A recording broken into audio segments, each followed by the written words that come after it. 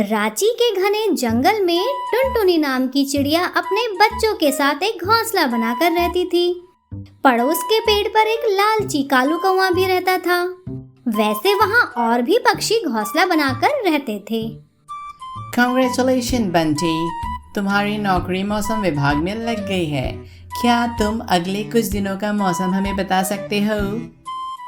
सावधान सावधान सावधान, अगले कुछ ही दिनों में बहुत ही मूसलाधार बारिश होने वाली है। जितना जल्दी हो सके उतना जल्दी खाने का सामान इकट्ठा कर लो। अब मैं भी जाता हूँ खाने का सामान इकट्ठा करने। फिर बंटी वहाँ से चला जाता है। बारिश आने के पहले हमें ढेर सारा खाना इकट्ठा कर लेना चाहिए, लेकिन यह खाना कहाँ मिलेगा उसका पता कैसे चलेगा? अरे भैया, हम तो आम खा खा कर पक गए हैं। आने दो बारिश, हम तो भूखा ही रह लेंगे। मुझे लगता है कि हमें जंगल के सबसे समझदार पेड़ जी के पास जाना चाहिए। वही हमें बता सकते हैं कि जंगल में ढेर सारा खाना कहाँ मिलेगा। मैं तो चाहता हूँ कि तुम सब जल्द से जल्द ढेर सारे खाने के पास पहुँच जाओ, ताकि मैं सही समय आने पर उसे हथिया लूँ। सारे पक्षी जंगल के सबसे समझदार पेड़ के पास जाते हैं और चोरी चोरी कालू कौवा भी उनके पीछे आ जाता है।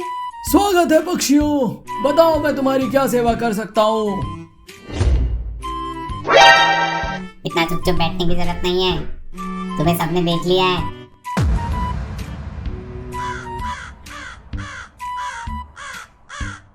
पेड़ जी, कुछ ही दिनों में बारिश होने वाली है और हमारे पास खाने के लिए कुछ भी नहीं है। क्या आप हमारी मदद कर सकते हैं? मुझे हमेशा से इस बात का दुख है कि मैं चल नहीं सकता, उड़ नहीं सकता, लेकिन दूसरों को उड़ा सकता हूँ। क्या मतलब? मतलब यह है कि कल सुबह ठीक 6 बजे एक उड़ने की प्रतियोगिता होगी।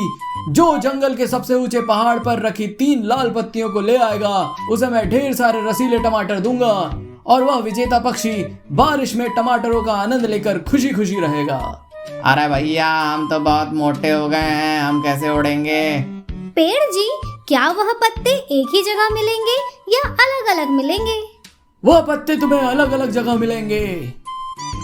अगले दिन सारे पक्षी सुबह ठीक 6 बजे प्रतियोगिता के लिए इकट्ठे हो जाते हैं। जैसे ही कुक्कू हंसना बंद करे, वैसे ही तुम्हें उड़ना होगा और प्रतियोगिता का शुभारंभ हो जाएगा।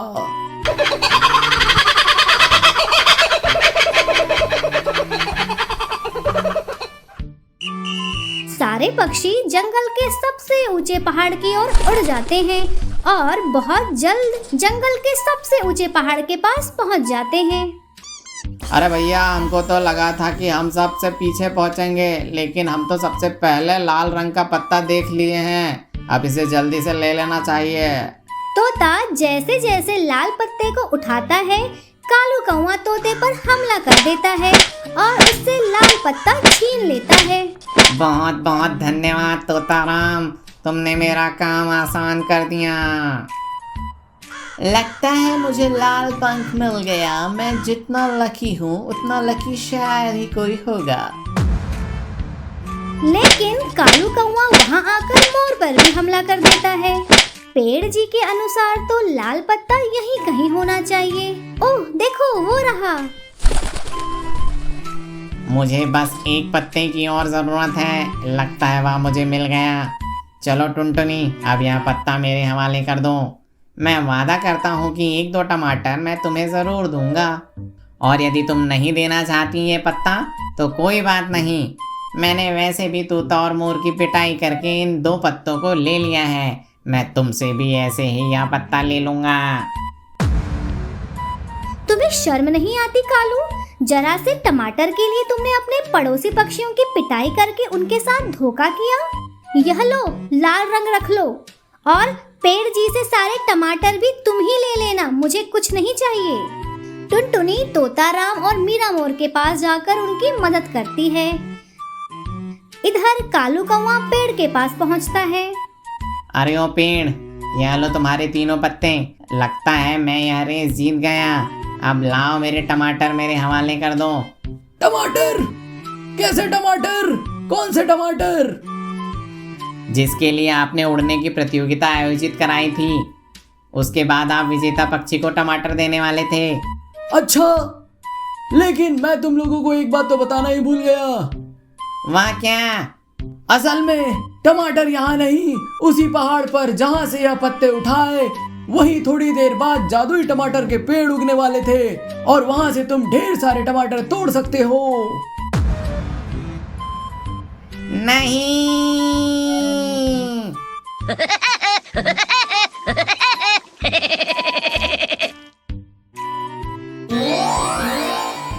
अरे भैया, ये ढेर सारे टमाटर के पेड़ कहाँ से आ गए?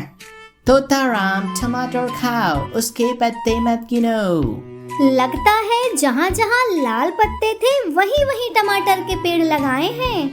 इस प्रकार अंत में टुनटुनी चिड़िया और उसके दोस्तों को ढेर सारे टमाटर मिल जाते हैं और वे बारिश के मौसम का टमाटर खाकर आनंद लेते हैं। वैसे इन पत्तों का स्वाद भी इतना बुरा नहीं है।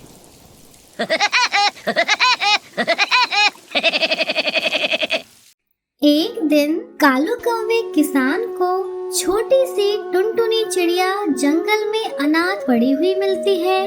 चू चू चू चू चू चू चू चू चू चू चू। इस छोटी सी चिड़िया को अकेला यहाँ पर कौन छोड़ गया है? थोड़ी देर में इसे कोई बड़ा पक्षी या जानवर आकर खा जाएगा। इस छोटी चिड़िया को मुझे अपने साथ घर ले जाना चाहिए। पापा, मुझे स्कूल नहीं जाना। आप दिन भर खेत में इतना काम करते हैं, मैं खेत में आपकी मदद करूंगी। प्यारी बिटिया, अभी तुम्हारे खेत में काम करने की उम्र नहीं है। अभी पढ़ाई करो और दिमाग तेज करो।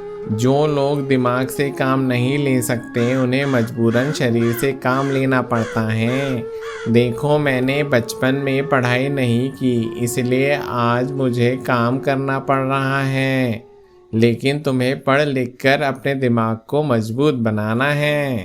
ठीक है पापा, मैं मन लगाकर पढ़ाई करूंगी और क्लास में फर्स्ट आऊंगी। टुनटुनी चिड़िया स्कूल चली जाती है। इस बार बारिश अच्छी नहीं हुई है, लगता है मुझे फिर से कर्ज लेना पड़ेगा। कालू कौवा साहूकार लक्का झील के पास जाता है। मेरा नाम है लक्का, तुम्हारा मुझ पे बकाया है पक्का। तुम्हारे बाकी हैं अभी बहुत पैसे, तो तुम्हें मैं नया उधार दूं कैसे? साहूकार जी, बस आखिरी बार मुझे पैसा दे दीजिए। टमाटर की फसल होने पर मैं आपके सारे पैसे चुका दूंगा। देता हूं मैं तुम्हें एक और मौका। मेरा पैसा नहीं चुकाया तो तुम्हारी जमीन पर मैं मारूंगा चौका। लक्का साहूकार कालू कौवे को पैसे उधार देता है। यह देखिए पापा, अपनी पढ़ाई के अंतिम परीक्षा में मैं क्लास में फर्स्ट आई हूँ। अब मेरी पढ़ाई पूरी हो गई है। अब मैं आपकी खेती में मदद करूँगी। यदि मदद करना चाहती हो तो खेती किसानी की तकनीक से संबंधित आगे की पढ़ाई करने शहरी जंगल जाओ। वहाँ जाकर नई नई तकनीक सीखो और फिर वहाँ से आकर मेरी मदद करना। ठीक है पापा, कल ही मैं शहरी जंगल जाकर आगे की पढ़ाई करूंगी और फिर मैं कक्षा में फिर से फर्स्ट आऊंगी। अगले दिन टुनटुनी चिड़िया शहरी जंगल चली जाती है। ऐसे ही कुछ दिन बीत जाते हैं। इधर कालू कौवा दिन रात मेहनत करके टमाटर की खेती करता है। मैंने दिन रात एक करके मेहनत की, लेकिन फिर भी इतनी फसल नहीं हो पाई है कि मैं लक्का साहूकार का उधार चुका पाऊं। अगले दिन लक्का साहूकार वहां आ जाता है। यदि कर लिया हो तुमने अपनी खेती में सुधार तो लाओ, अब चुकाओ मेरा उधार। मजबूर कालू कौवा लक्का के आधे पैसे ही चुका पाता है, लेकिन लक्का साहूकार उसकी सारी जमीन हड़प लेता है। कुछ दिन बाद टुनटुनी चिड़िया जब शहरी जंगल से पढ़ाई पूरी करके वापस आती है तो वह अपने घोंसले में कालू कौवे को बीमार पाती है। क्या हुआ पापा, आप बीमार कैसे हो गए? बेटी, मैंने बहुत मेहनत करके टमाटर की फसल उगाई थी, लेकिन उसमें से लक्का साहूकार के आधे पैसे ही चुका पाया। अब लक्का साहूकार ने हमारी जमीन हड़प ली है। टुनटुनी चिड़िया लक्का साहूकार के पास जाती है। लक्का साहूकार जी, मेरे पापा ने आपके आधे पैसे चुकाए हैं, तो आपने उनका पूरा खेत क्यों हड़प लिया? मेरे पास तुम्हारे देने के लिए नहीं है पैसे। बताओ चिड़िया, तुम यहाँ आई हो कैसे? अच्छा चलिए साहूकार जी, खेत वापस मत कीजिए, लेकिन उस खेत से कुछ टमाटर के बीज हमें दे दीजिए। पहले मेरा चुकाओ सारा उधार, तब होगा तुम्हारी किस्मत में सुधार। जैसे ही मेरे पैसे दे दोगे, वैसे ही अपनी जमीन ले लोगे। लक्का चील यह सोचकर टुनटुनी चिड़िया को टमाटर के बीज दे देता है कि कालू कौवे के पास अब तो कोई जमीन नहीं बची है, तो वह खेती नहीं कर पाएगा। टुनटुनी चिड़िया अगले ही दिन उन बीजों को अलग अलग रंगों के बर्तन में रखती है और उसे अपने दोस्त तोताराम की जमीन में लगा देती है। कुछ दिन बाद उससे रंगीन टमाटर की फसल निकलती है। वह उस फसल को शहरी जंगल बेचने जाती है और वहाँ उसका बहुत मुनाफा होता है। अंत में वह वापस आकर लक्का साहूकार को सारे पैसे चुका देती है और अपने पापा कालू कौवे की जमीन वापस ले आती है।